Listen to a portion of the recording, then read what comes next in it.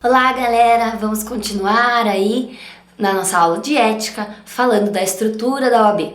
Nos blocos anteriores, a gente falou do Conselho Federal, do Conselho Seccional, das subseções e agora chegou a vez da gente falar da Caixa de Assistência dos Advogados. Ela vai estar prevista, então, ali no artigo 62 do nosso Estatuto de Advocacia e da OAB. Então, a Caixa de Assistência dos Advogados, ela também vai ter personalidade jurídica própria, vai ter imunidade tributária, só que como que a Caixa de Assistência, ela adquire essa personalidade jurídica? Depois da aprovação e do registro do seu estatuto no respectivo conselho da OAB, aonde ela vai pertencer. Porque se a gente tem um conselho seccional em cada estado e no Distrito Federal, a gente vai ter uma Caixa de Assistência dos Advogados da mesma forma. Vai ficar ali, então, em cada estado vai ter uma Caixa de Assistência que vai atuar ali em conjunto com o Conselho Seccional. Então, a Caixa, ela pode promover, em benefício dos advogados, a seguridade complementar. O que é isso, gente? A gente fala assim e passa despercebido, mas eu tenho certeza que você sabe o que é essa seguridade complementar. É uma aposentadoria privada. O que funciona isso? Em vez de você pagar a aposentadoria pública, você paga uma aposentadoria privada, que vai ter lá dentro na OAB, que vai estar disponível para você aí como um serviço da Caixa de Assistência. E a Caixa, ela vai ser mantida, então, por metade das anuidades recebidas pelo Conselho Seccional.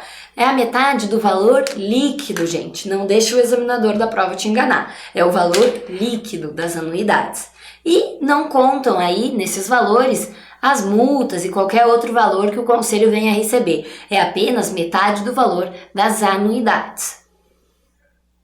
E a Caixa também, ela vai poder adquirir bens, né? Então, se a Caixa, ela vier um dia a desaparecer, ela for desativada, os bens que eram da Caixa vão passar a ser do Conselho Seccional.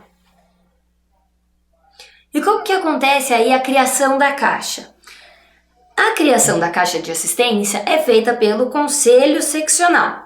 Então, vai depender da aprovação do Estatuto da Caixa por 2/3 dos membros do Conselho Seccional, mais a existência de, no mínimo, 1.500 advogados inscritos no conselho que a criou. Então, vai ter 1.500 advogados, no mínimo, nesse conselho seccional, para que haja a criação de uma Caixa de Assistência aos advogados. E aí, a aprovação do Estatuto da Caixa vai depender de 2/3 dos votos dos membros do conselho seccional. E aí, a gente passa para um outro assunto. Agora a gente acabou a estrutura da OAB, já falamos aí do Conselho Federal, do Conselho Seccional, das subseções e da Caixa de Assistência dos Advogados. Agora a gente vai falar aí das eleições e os mandatos da OAB. Como que isso funciona? Bom, vai estar previsto aí então no artigo 63 a 67 do Estatuto e também vai ter previsões sobre esse assunto no nosso regulamento. Então, o regulamento geral você vai ler do artigo 128 ao 137. Os conselhos seccionais devem fazer a divulgação aí das eleições. E como que isso vai funcionar? Quando que a gente tem eleição?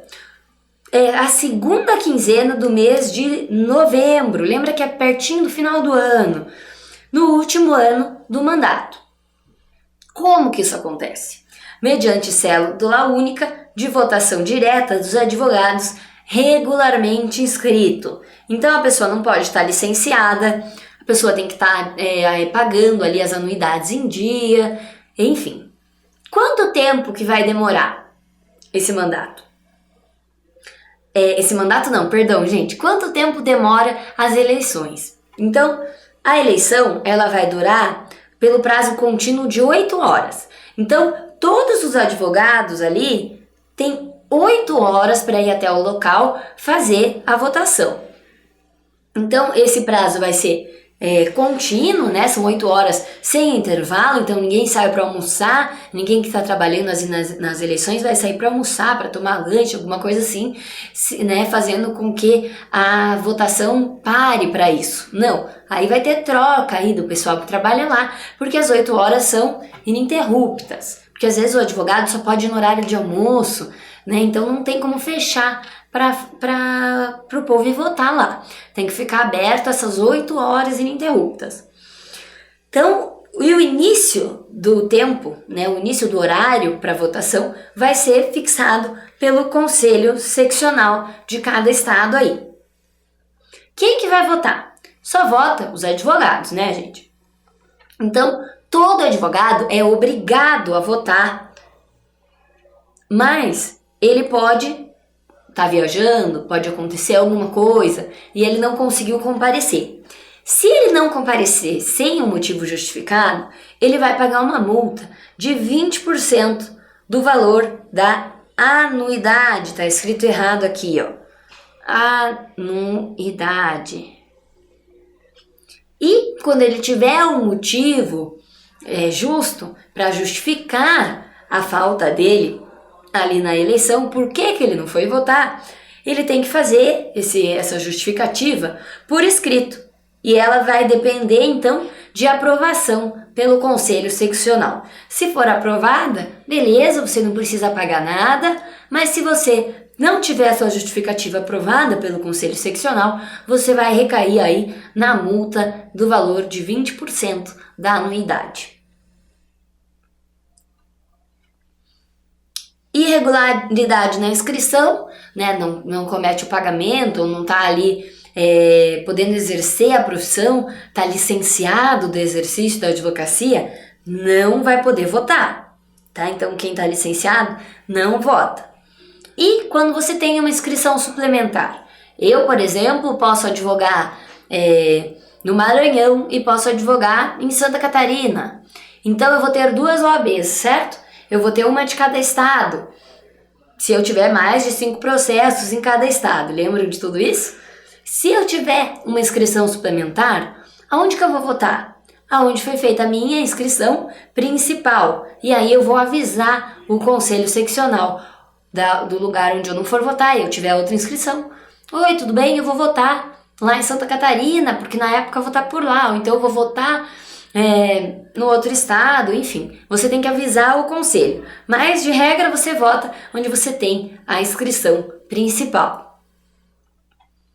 E você vota ali, na hora que você vai votar nas eleições da OAB, você vota numa chapa.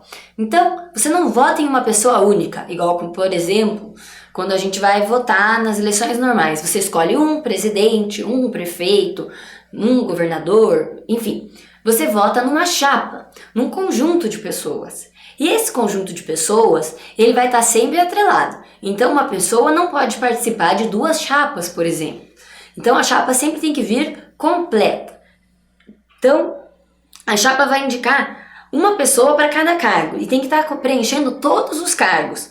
Por exemplo, os candidatos da chapa vão ter que ter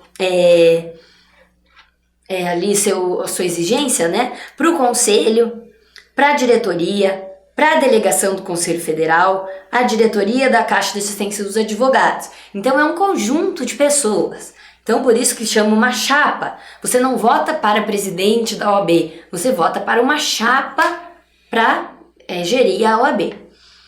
Então é expressamente proibida a candidatura isolada ou que integre mais de uma chapa. Então a pessoa não pode participar de 2 chapas.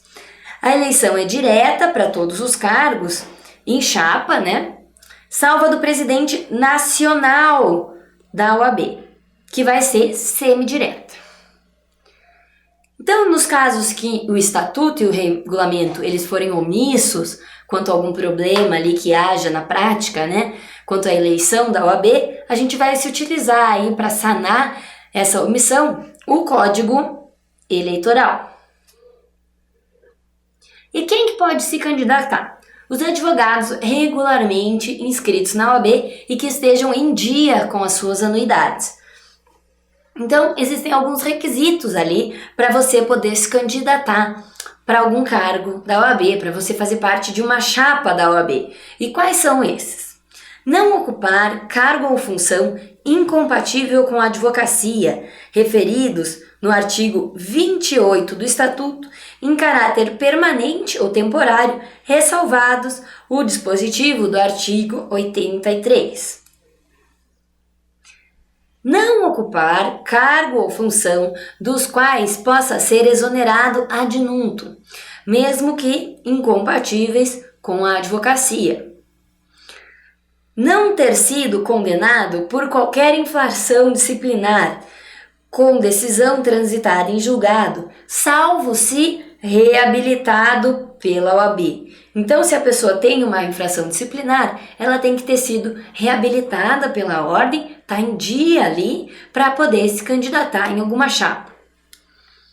Exercer efetivamente a profissão há mais de 5 anos ininterruptos, excluído o período de estagiário, sendo facultado à comissão eleitoral exigir a devida comprovação.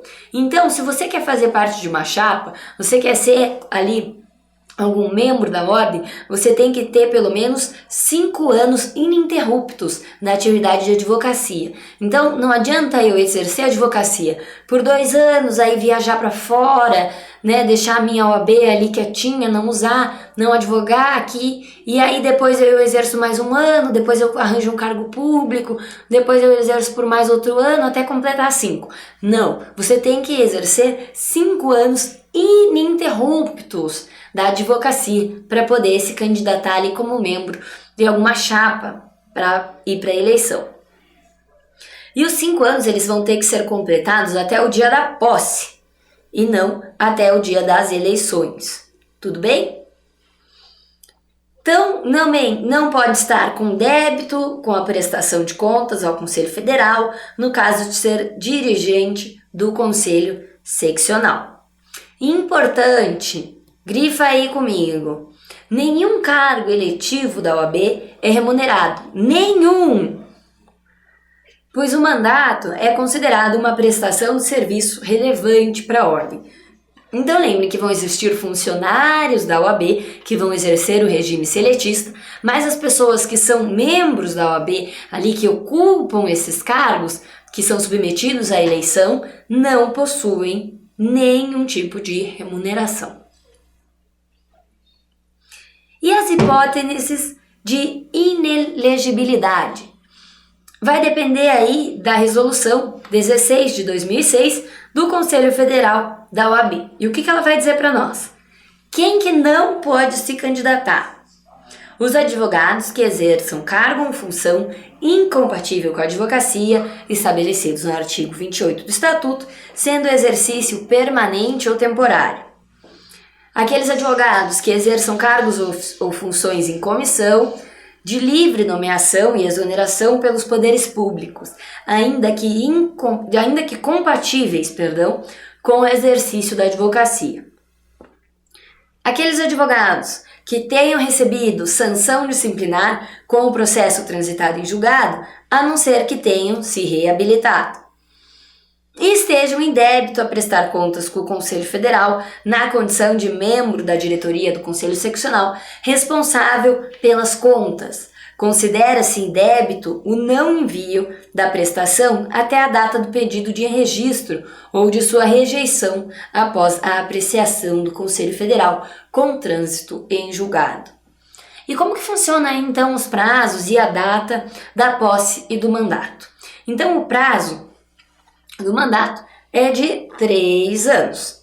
A posse vai começar no primeiro dia do mandato. Então a posse, que é aquele ato solene, né, para a pessoa tomar posse ali do seu cargo, vai ser no primeiro dia do mandato. Mas e quando que é o primeiro dia do mandato? É em 1º de janeiro do ano seguinte ao das eleições. E para o Conselho Federal vai ser 1º de fevereiro do ano seguinte das eleições. Então, para todo o resto dos cargos que não sejam do Conselho Federal, vai ser 1º de janeiro. Falou Conselho Federal na sua prova, é dia 1º de fevereiro. Dá um mês aí para essas pessoas respirarem, darem uma descansada, porque elas vão ser do Conselho Federal, do órgão máximo da OAB, tá bom? Lembra desse macete. E como que a gente vai ter a possibilidade de perda do mandato aí, dessa pessoa que foi eleita? Quais são as hipóteses? Número 1,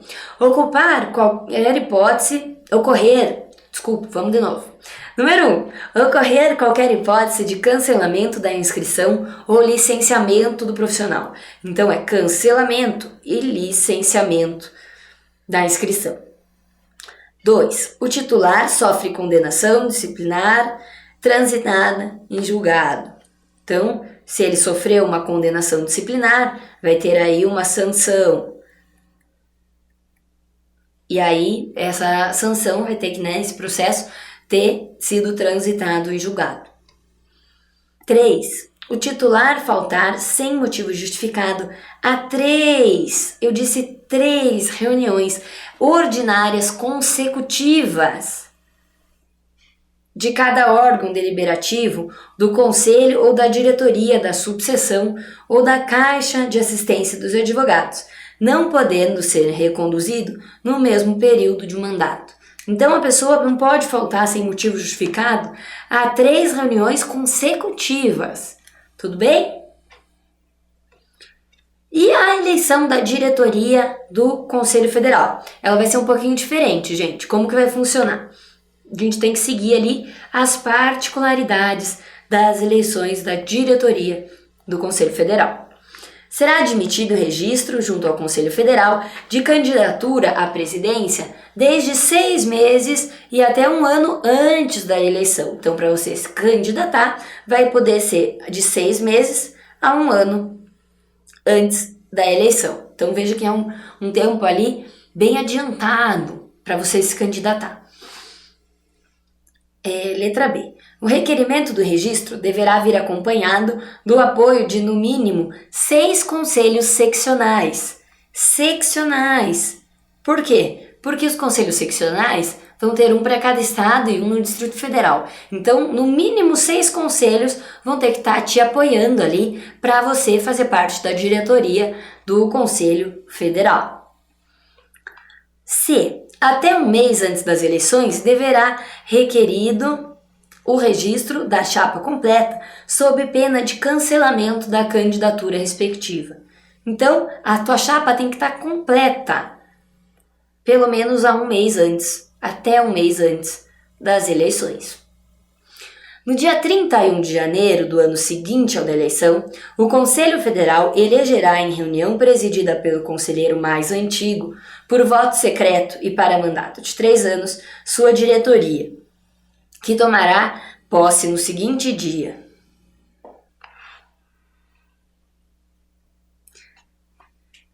E será considerada eleita a chapa que obtiver a maioria simples dos votos dos conselheiros federais, presentes a metade, mais um de seus membros. E aqui, então, a gente encerra o nosso bloco sobre as eleições aí e as subseções da OAB e a gente continua a matéria num próximo bloco, numa próxima aula. Eu espero todos vocês aí no nosso próximo bloco. Tchau, tchau!